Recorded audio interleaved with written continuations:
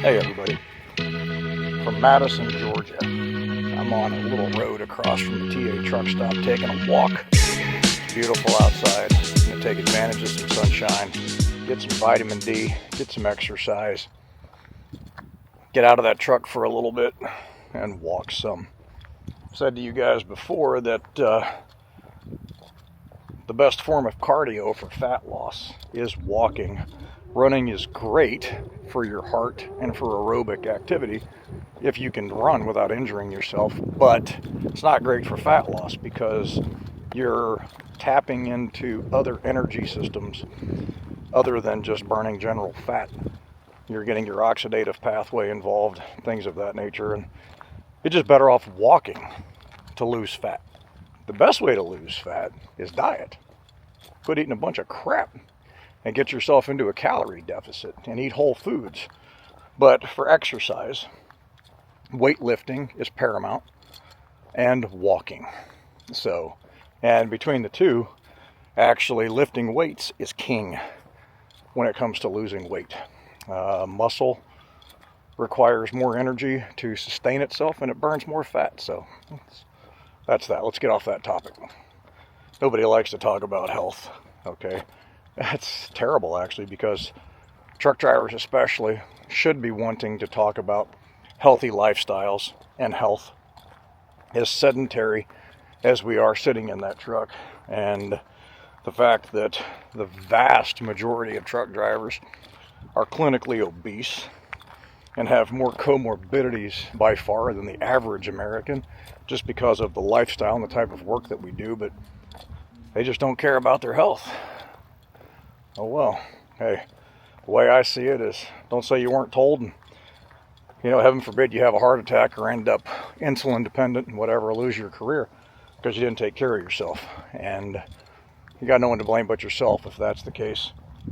Something that I find to be kind of comical actually is that there are so many truck drivers that they will keep up with that truck like it's a religious object. Oil analysis, maintenance is dead on the mileage, which is great. Of course, you want to maintain your truck. Then they won't do anything for their body. They won't get their labs checked. They won't get an annual physical unless it's a DOT physical, and that's a joke.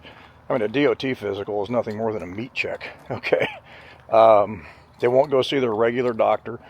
They won't get routine testing done. They won't get colonoscopies, things of that nature. And, and then they fall to ill health and they can't perform the job anymore, or they can't even function. And then they say, well, I didn't see that coming. Well, you didn't open your eyes. You knew that if you didn't change oil in your truck and you didn't service your truck and maintain your truck, that you were going to have these issues that could compound down the road, but it didn't occur to you to do that for your own health. You got no one to blame but yourself if you're in that category. Now, if you have been getting your labs done and you are exercising and you are trying to competently keep yourself healthy and you're eating right and you run into some issues, well, then at least you made every effort you could and you just basically have genetics and nature to blame. So anyhow, let's get off the soapbox. Okay, I have a napkin in my hand, and on this napkin I wrote down some numbers because I was kind of running through my head the last couple of days how I'm doing financially now that I'm in vacuum pneumatics and overall in pneumatics period. How am I doing at Bruce Oakley? How much longer do I want to do this, meaning be on the road and drive? What's my future going to be? And I'm always looking ahead to the end game. I've said this in previous videos, and I'll say it again. Warren Buffett said this years ago, and I've remembered it. It's basically the decisions that you make today are going to be affecting you 5 years from now. And he was intending that as a financial, and meaning that the financial decisions that you make now are going to impact you 5 years from now, good or bad. If you make poor financial decisions, you're still going to be paying for them. If you make good financial decisions, you're going to benefit from them. And the same applies to health, as I was just talking about. You know that if you don't plan for your health and you don't take account for things now, 5 years from now, that's going to compound and you're going to have much bigger issues. It's true of just about anything. Well, I also think it's true, obviously, with planning and whatnot. You should be looking at probably a 1, a 3, and a 5-year plan, a 10-year plan. Like, okay, what are my goals? And if you don't quite get to them, then so be it. But at least you're looking ahead and you kind of have markers of where you want to be. Well, I'm constantly reevaluating those things and taking a look at them because I think it's wise. Personally, I don't want to work any more than 1, 2, 3 more years in this capacity. I'm 56 years old. I have other sources of income. I have a military pension coming up soon. My military time is a combination of active and reserve time. So I'm not drawing a military pension yet, but I will be in 2 years. I draw my pension in February of, what is it going to be, 2027, I think it is. So here in 2 years and a few months. And I don't know how much longer I want to deal with the stresses of owning a truck and being out here on the highway, etc. So I'm trying to work those things and come up with plans and things of that nature. Hang on just a second. I'm getting a text. Bear with me. I think it's my wife.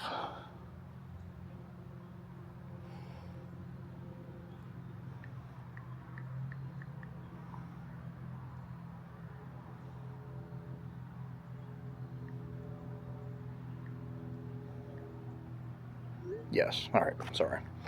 Wanted to respond to the boss.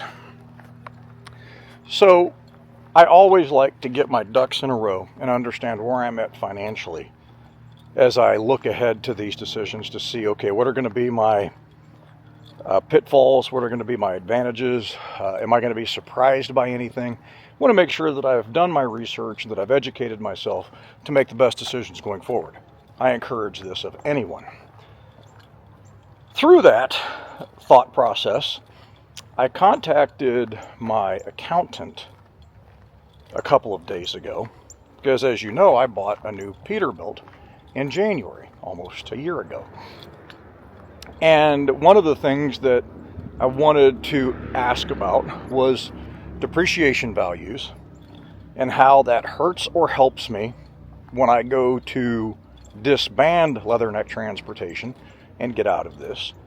What do I need to watch out for so I don't get surprised by any tax ramifications and things of that nature? And her and I had a 10 to 15 minute conversation where she educated me on my depreciation values over the next few years. And more so than that, what my recaptured tax liabilities are going to be when I sell the truck and get out of this. The irony is, I was going to try to get out in January, 2 years from now. And one of the things that she explained, and this is just a note for you guys, again, I'm not an accountant, I'm not an attorney. Consult your own attorneys and your own accountants for information. Don't take my word for anything. Okay, I'm just repeating what was said to me, and I take her information as competent and professional. But then again, you always consult with your own people and do your own research. There's my disclaimer. What she had said to me is if you leave or you retire or sell out in January, you're going to recapture tax liability, and this is 2 years from now, on $120,000 worth of value. Because I'm going into the next year, which means I'm going to have to recapture a value off of a depreciation value. And I don't know the whole terminology of it, but basically, I'm going to owe tax on 120 grand if I sell out in January. She said, but if you sell out prior to January, in December of the year before, you're going to have a value recapture of only $60,000. I'm like, really? So it's a double? She goes, yes. It's kind of along the same principle as if you have a baby on December 31st at 10 o'clock at night, you get to claim that kid for the entire year, and get all of those tax advantages, which isn't fair to the couple that had a kid on January 1st on New Year's Day at 10 o'clock in the morning. They had to spend all that money for the entire year paying for that kid to get the same tax deduction as a person that had the kid on December 31st, New Year's Eve, at 10 o'clock at night. It's just the way the tax code works. It's a calendar year type thing. Well, it's the same thing when it comes to truck values and depreciations and things of that nature. If I get out of business before the end of the year, I'll save a lot of money in taxes. If I go past the first of the year, it's going to cost me a lot of money in taxes based on depreciation values and year-end rollovers. So I'm having these conversations now, so I know how to prepare going forward. And I also wanted to kind of take a look while I was here and had some time at where I was at for the year with Oakley and how I've been doing. Like, how much longer do I want to do this is basically, is the juice worth the squeeze, so to speak. So I always like to sit down every so often and run out my numbers and see where I'm at. I have, again, on a napkin, and I'm going to go over those here in just a minute, but I advise all of you to do this. Make sure that you're in the range that you want to be in, that you're succeeding at your goals, obviously. And if not, then look to make adjustments or find a position where you're going to be in the market where you want to be. And I'm always doing that, and I'm always contemplating that. Now, as you guys know, if you've watched along, I started an end dump here at Oakley, switched over into pneumatics shortly after, 5 months later. I've been in pneumatics ever since. It'll be 2 years in January that I've been in tanks. I started in vacuum pneumatics the end of July of this year, so it's been August, September, October, November, almost 4 months now that I've been in vacuum pneumatics, hauling mostly plastics, which I really like for numerous reasons. One, I stay clean. Number two, there's a lot of remote work. You're not really dealing with people. Three, you're making the same or a little bit more money for less work. So you're not running the truck as many miles, you're not running as hard, but you're basically putting the same amount of money into your account, and the schedules are basically the same. One thing I will say, though, about vacuum pneumatics is that just like now, a lot of your plastics facilities are closed on the weekends, so I get weekends off. In most cases, even though I'm out here on the road, I'll shut down or stage for a Monday pickup.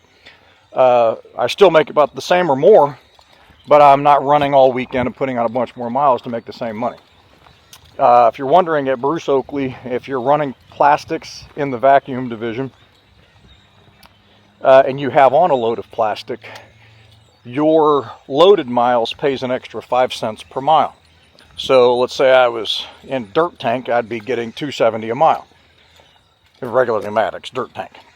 But now that I'm over in vacuum pneumatics, if I have on a load of plastic, then I'm getting, say, $2.75 a mile. Well, that adds up, because I run a lot of plastics, so it's not uncommon that I'm getting that extra 5 cents a mile, and it's definitely to my benefit.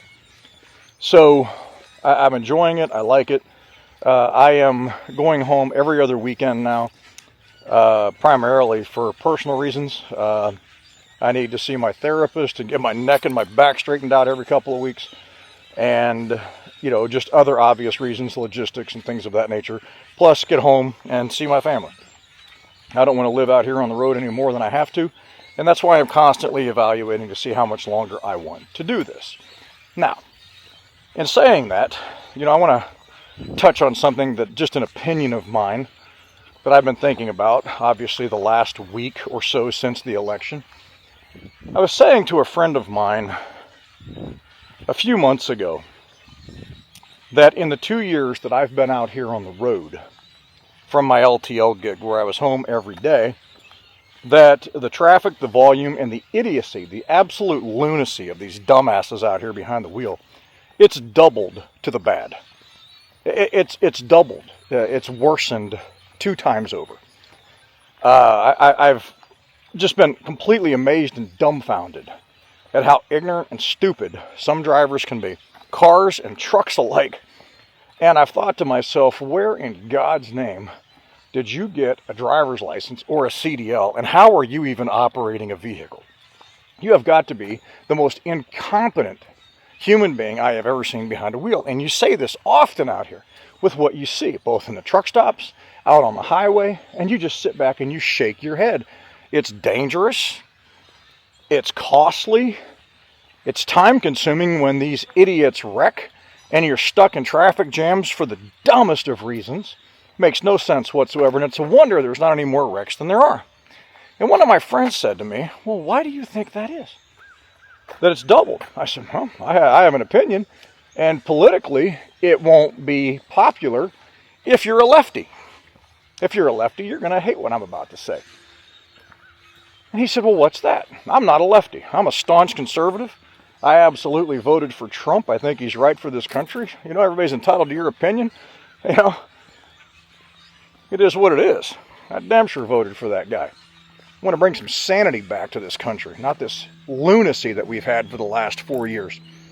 That being said, I said to my friend, over the last 2 years, where our border has been wide open, and this isn't a political discussion, this is just a matter of opinion, our border's been wide open. We've had estimates of 20 to 30 million illegals have flooded into our country. That's a lot of people. That's a lot. That being said, I told him, how many of these people that don't have a clue as to our customs and courtesies, our laws, our language, our culture, are behind the wheel? Behind the wheel of a car. You know, you hear the people on the left saying that, well, everything they say about Springfield, Ohio is a lie. There's not that many car accidents and they're not eating the pets and all that. Well, actually, they are, and there are. Wrecks all over the place. These people can't drive. They've never been trained. They don't understand our roads. They can't read our signs. They don't understand things, and they're going to get into accidents. It's unsafe. Well, the other part of that, I said to him, you have how many million of these people are out here on the road, on the highways with us every single day? That's doubled over the last 2 years. Not only that, I said, but from a trucking perspective, how many of these illegal immigrants have been put behind the wheel of a Class 8 truck, a semi, a tractor trailer? And you say, well, they'd have to get a CDL. Well, who's to say they did? They came into the country illegally. They brazenly flooded across our southern border. You don't think that there aren't companies or people out here that are so bent on making a dollar they don't care about our laws? They'll put a person behind the wheel and say, get that truck down the road. Or they'll human traffic them into a truck and tell them to go. And it's basically just a crapshoot, hoping they never get stopped or they never get in a wreck or get pulled over or get DOT'd. And if they do, well, they just fine them, shut them down, take them out of the truck. These companies disband, start another one, take off, and do it again with 3 more people. I said, even if it's just a small percentage of that 30 million that's ended up on our highways, you're looking at roughly 70, 80, 90, 100,000 truck drivers, I use that term loosely, that are out here on our highways that are completely incompetent and unsafe. It shows every day that are operating with us as we perform our jobs or as your family goes on vacation. This is why this election mattered. One of the other reasons. This also plays into my decision making going forward and will, and how much longer I want to continue to do this. And you say, how so? Well, things at Oakley have slowed down. The economy has really hit just about every industry, including the bulk transportation industry. My pay is down. I'll show you that here in a minute, but it's not drastic, but it's down some. The other part of that, with Trump, I do believe that the economy is going to take off resoundingly like it did in his first term. Once you bring someone with a brain in there that understands business and how to get things moving. The other part of that, as far as safety, is I absolutely and fundamentally agree with mass deportations and that they're going to do it quickly and aggressively, and it's going to remove a lot of people from our highways, making them less congested and safer. And I am all for that, 100%. And if things pick up and get super busy, which I project it will, and our highways get safer, which they need to, and I project they will, then I might stick at it just a little bit longer. maybe one more year, longer than I planned. Depends. That's all under evaluation right now. Next week, I will be purchasing an additional 2 years of warranty from the manufacturer on my truck, on the Peterbilt. So I'm covered at least to the 3-year, 350,000 mile point. And then from there, I'll evaluate and decide if I want to go past the end of next year or the end of the year after. And then I'll determine in that year, if I stay that long, if I'm going to go any farther. It may be on a year-to-year basis. We'll see. It depends. I have other things I want to do. As I started with Warren Buffett, the decisions you make today will affect you 5 years from now. I don't see me driving a truck in 5 years. Not really. I want to start on whatever it is that I will be doing in 5 years sooner rather than later. And whatever it is going to be part-time self-employment. I'm not going to go back to a regular job. I don't have to. So, just a little bit of rambling thoughts as I'm walking out here on my thoughts on the future and things of that nature. Now, let's go over some numbers here briefly.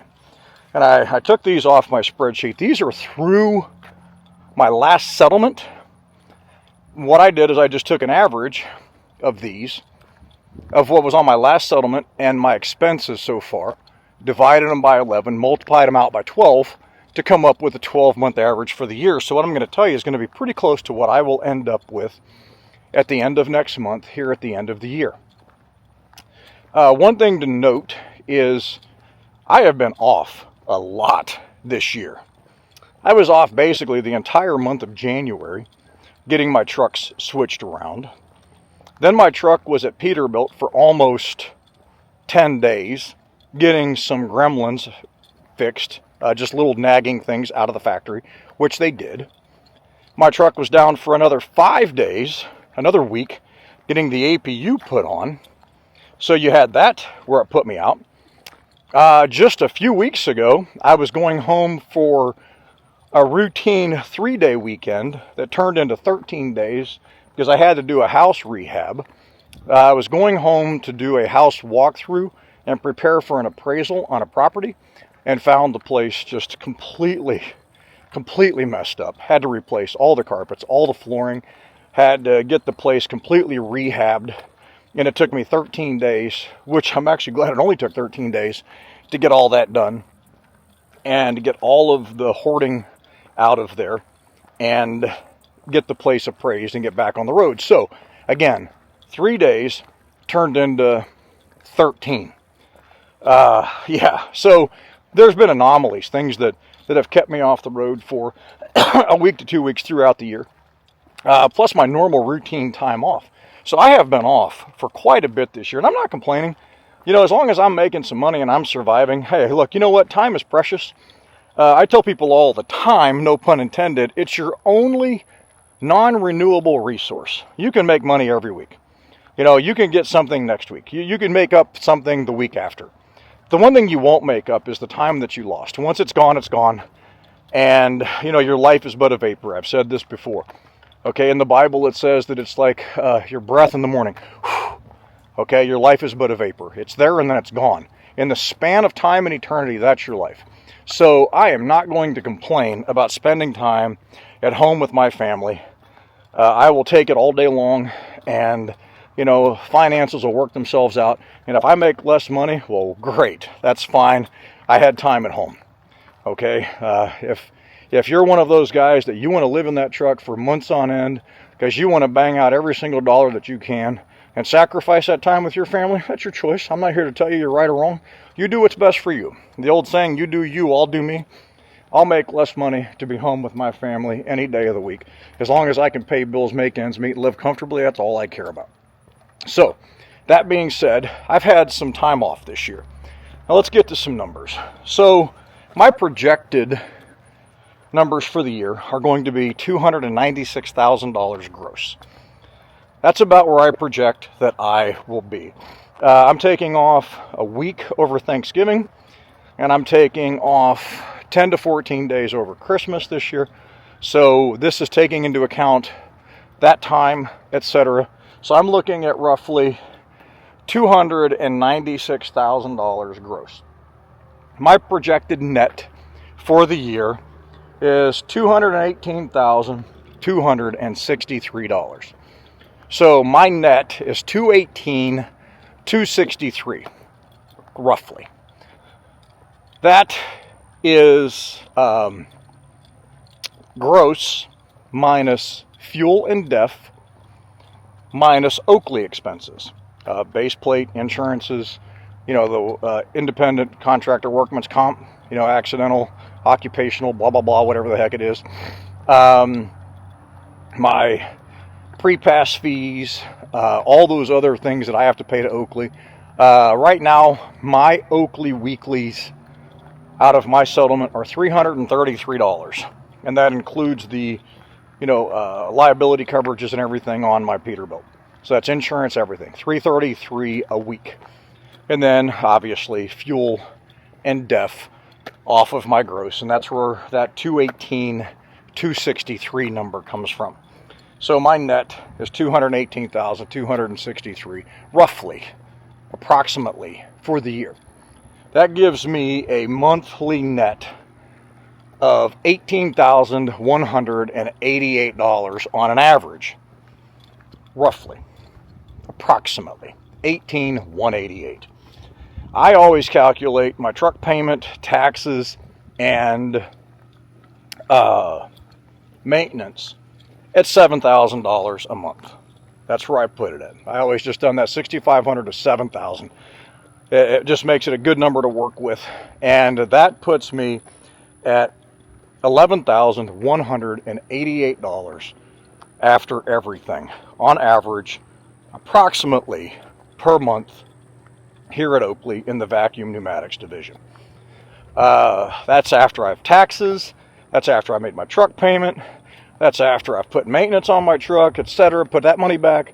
So I'm at basically $11,000, a little over $11,000 a month is where I'm at. One thing to note, the reason why I sat down this morning to come up with all these numbers is after I talked to my accountant, one of the things that I wanted to make sure of is that I wasn't going to get surprised with a big tax bill this year. And I always like to get ahead of that, late in the year. Okay, I'm kind of here for the year. It's mid-November.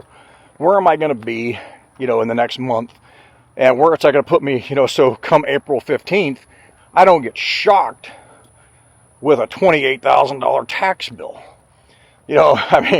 Nobody wants that. Everybody wants as low a tax bill as possible. So the reason why I was kind of putting these numbers together this morning was to calculate my taxes and get a good guesstimate on where I'm going to be for my tax liability for next year. Well, I'm probably not going to owe any money in taxes next year because of this new truck and all of the expenses associated with it. Had a $16,000 EPU, $4,000 warranty purchase coming next week, $60,000 in depreciation on it. That's the information I got from my accountant for this year, plus all of my other expenses throughout the year, other business-related expenses, medical expenses, things of that nature. And essentially, I'm really not going to have much of a tax bill at all. So I'm grateful for that. Next year will be a little bit different story. A lot of these expenses and liabilities I'm not going to have. So next year I'll have a tax bill. This year, or next year come April, probably not so much. So was kind of glad to see that for this year. Gives me a little bit of breathing room and a cushion. But nonetheless, guys, I tell you to get ahead of that as best you can. Do your research on that. Don't get shocked by a big tax bill. So I'm at $11,188 roughly after everything. My miles for the year, this is easy. I bought fuel at the TA truck stop here when I got here yesterday. And I went back to my mileage in my book where I bought that fuel. And I added 10,000 miles to it for the next month. And I'm going to be at about 103,000 miles for the year. That's where I'm going to be. 103 total. Excuse me. That's easy for me to do, and you say, well, how'd you do that? Well, I put this new Peterbilt into service in January. My Kenworth didn't make any money in January. I didn't run it. I was at Cedar Rapids, Iowa Kenworth over New Year's last year, or this year, getting a turbo actuator fixed, and that's when I had made the decision that I was done with that truck, and if I couldn't get another one, I was done with trucking as far as that goes, because I wasn't going to continue to hemorrhage cash with that truck. And when that truck came out, I never pulled another load. Jerry got me to Little Rock because I'd put the deal together on this Peterbilt. Went straight to Little Rock from Kenworth in Cedar Rapids, had the blower taken off, bobtailed home, did the trade the next week, went back to Little Rock, had the blower put back on, etc., and then came back into service late in January with this Peterbilt. So basically the mileage that's on this Peterbilt right now is the mileage that I've ran this year, plus 10,000. Now, this is actual miles, 103,000. Paid miles, going to be about 10% less because Oakley pays on book miles, practical miles. But this is just actual odometer miles, 103,000 miles. So that's where I'm at for the year. That's what I'm working with. I think that's pretty darn good. I'm not complaining one bit, especially for the amount of time that I've taken off. And I'm thankful for everything that the good Lord's done for me, professionally and otherwise. And I'm happy with that. So, you're talking $11K a month after taxes and everything. Well, times 12, let me see. I don't know. Let me take a look. Because I didn't do that number. 11,188 times 12. That's $134,256 after everything. Just a note, at my LTL job that I had, my gross was $119,000. So I'm at whatever that was, 135 roughly. Is that what that was? Let me see. Of course, my stupid phone won't open up. 134,256. So yeah, you're talking a $15,000 increase to net over gross at my previous job. The risk and reward of being self-employed. Okay, I remember everything's a risk, folks. Walking across the street's a risk. Becoming an independent contractor is a risk. Everything. The question is, do you have the drive and determination, drive no pun intended if you're a truck driver, but do you have the drive and determination to succeed out here and do what it takes? And do you have the discipline and the responsibility to manage your business and manage your truck the way that it needs to be managed? It's just the questions you have to ask yourself, ask your family, but if you do, there's certainly reward that can be had. Now, that being said, there's been some men here at Oakley that came over and they weren't so successful, for whatever reason. Could have been dispatcher related, could have been work related, could have been slowdown related, and I'm not saying that everybody is on par to make these kinds of numbers. That would be wrong of me to say that. Certainly things are dependent upon your own unique situation and what you're willing to do and what you want to do. So there's a disclaimer there, but there's certainly potential and opportunity if you want to try to get it. That's where I'm at, actual numbers. Keeping in mind that if you want to come and work for Oakley, if you do not have prior pneumatics experience, you cannot start in the pneumatics division. You have to start in either end dump or hopper in those divisions and stay at Oakley for roughly 6 months and prove yourself, and then switch over into this division upon approval after that period of time. So that's how they do that. Obviously, here is my trailer. I'm in vac pneumatic, and this is what I do. I haul plastics primarily. That's what I'll be loading tomorrow morning in Social Circle, Georgia, right down the road here, going up to Winchester, Virginia. A load of pellets, taking it up there. So that's going to be tomorrow. But there's certainly potential here if you're interested and you think this might work for you. Hop up here on the truck. Oh, make sure Gizmo's doing all right. You okay, bud? Yeah, there's Gizmo. He's chilling. So I'm going to get the air going in this truck. It's warming up. I've got the fan on in the back with the APU. But I'm going to get it fired up and get it going for him and for me. Probably going to watch a movie and hang out. So back to what I'm saying, though. There's potential. There's certainly potential here. This type of work is not for everybody. It isn't. But if you think it might work for you, well, there you go. If you're interested, hit me up, Jimmysroadlyfe, Lyfe @gmail.com. Send me an email.